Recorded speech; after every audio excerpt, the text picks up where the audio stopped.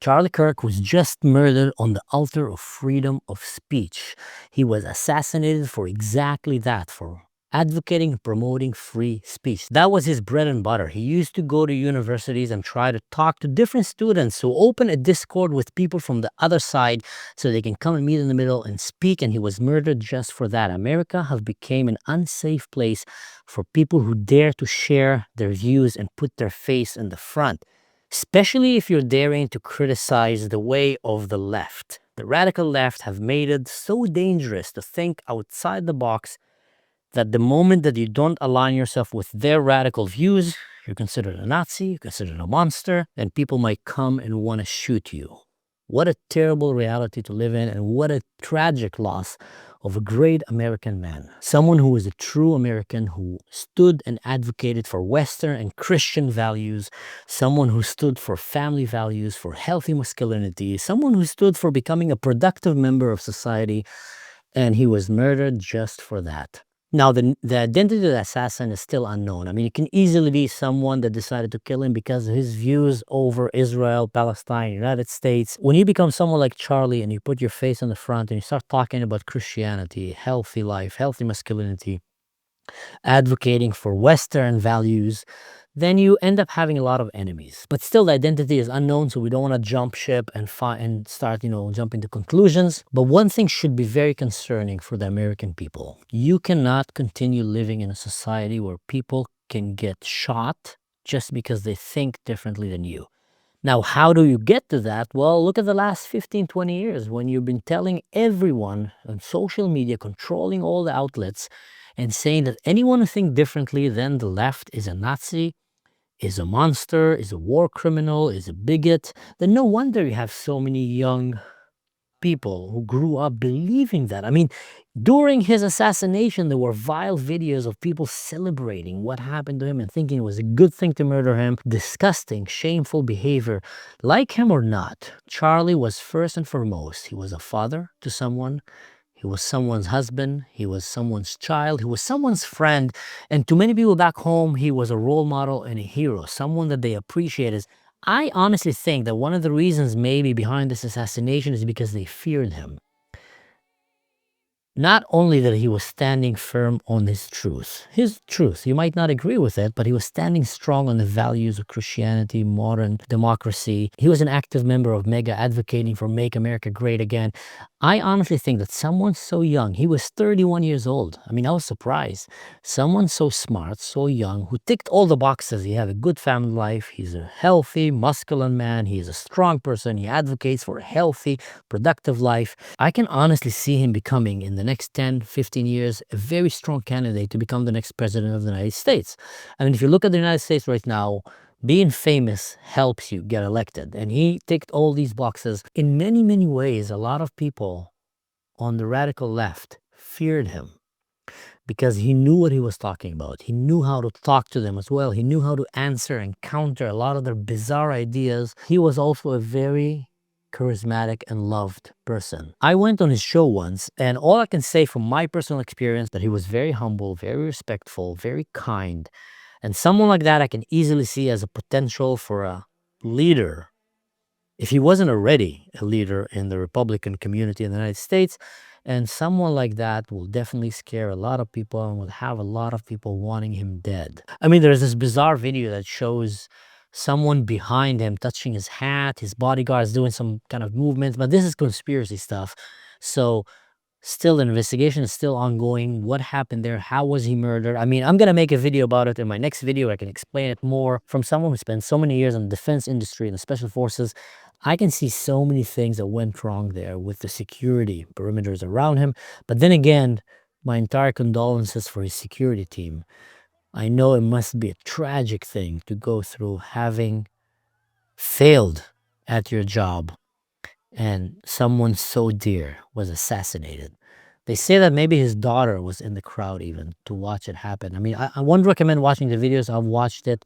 It's a very hard video. You can see him. He gets shot in the neck and then he just falls and dies like on the camera. What a crazy reality we're living in today, that it's so common to end up watching your loved ones being murdered because there's cameras everywhere. People film everything. Usually back in the days, if you lose your father, your son, your wife, your friend in a car accident, let's say, or they fell from a mountain when they were hiking, you will hear about it later. And then you will get to the hospital to identify the body. And that's a traumatic experience for itself. But that's also your chance to say goodbye. I had that chance with my father. I went and I stayed by his body and I said goodbye. Shared my words of farewell to loved ones in my life that passed away. My grandparents, my father, some friends of mine. But I don't have it on video circling freely in the internet. So that's a crazy reality we're living in today. And to think that there's also people celebrating that, watching this video and just rejoicing and making vile videos like this. And I don't know how to call this even. Celebrating and just rejoicing over it. It just shows what a crazy society we're living in. But what do you expect when you spend the last 10 to 15 years telling everyone that anyone who thinks other than you, radical left, must be a Nazi, must be a bigot, must be your enemy. And because you have this political identity that anyone who challenges it makes you feel like he's very hostile. And then you want to defend yourself, you want to attack him. And then you end up having people that really think that you should murder other people that don't think like you do. And that is a very dangerous place to live in. I mean, America have become an unsafe place for people to come and share their views, especially if it's Republican views or if it's any worldview that doesn't go through the narrow radical path of the radical left. Then your life is on the line. People like Charlie, people like myself and many others, we're way smaller than Charlie, but the fact that we allow ourselves to put our face in the front and come and freely talk about what we believe, what kind of healthy values and perspective we have about life, can put us in great danger, especially in places like America, because there's just so many radicals there that really think that the solution to stop another idea is by murdering the people who have that idea in their head. What a crazy reality to live in. And it's very concerning also. I mean, if I look at the future of the United States, it looks like it's just getting worse and worse. Where is it going to lead? How is it going to end? When is it going to stop? If it's ever going to stop? Would it end up in a civil war? There's so many questions, but I mean, undoubtedly, it's just becoming worse day by day. I mean, let's be honest about it. The last three assassinations attempt, two of them attempt, one succeeded, were all done by Democrats on Republicans. Two on Donald Trump, one on Charlie. And if I was part of the left movement in the US, I'll be very worried right now. Unless I'm doing this deliberately and I want to see America burn to the ground from inside. But if you're a true American, a true citizen of the West, someone who truly believes in freedom and freedom of speech and etc., and you're part of the left, then you should be very, very worried with what's happening to your party. It's just terrible. What happened today was a terrible assassination of a good, kind human who is first and foremost, he's a father to someone, he's a husband to someone, he's a child to someone, he have his own friends, and he have millions of viewers and followers back home who appreciate him, who admire him, who look up to him. And he was just murdered for the exact same thing that he fought all of his life for, freedom of speech. And I think the assassin must have got, I've heard someone say something stupid. I think it was an MMA fighter. I forgot his name. It's Sean Strickland. He says a lot of stupid stuff. He came and he said that the best way to vote is with a gun. And I'm sure that assassin thought the same. That maybe if he shoots a person, he will kill an idea. But I think in the case of Charlie, you have just started his legacy.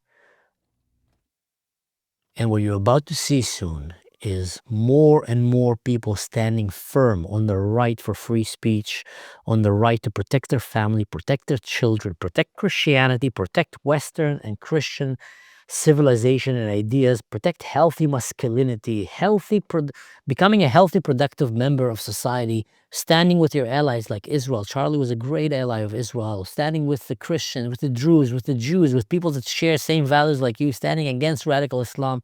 So many of these things right now are just going to become even stronger because people are feeling that there's a real threat against our right to share our minds, and someone is desperately trying to silence people who don't think like the radical left.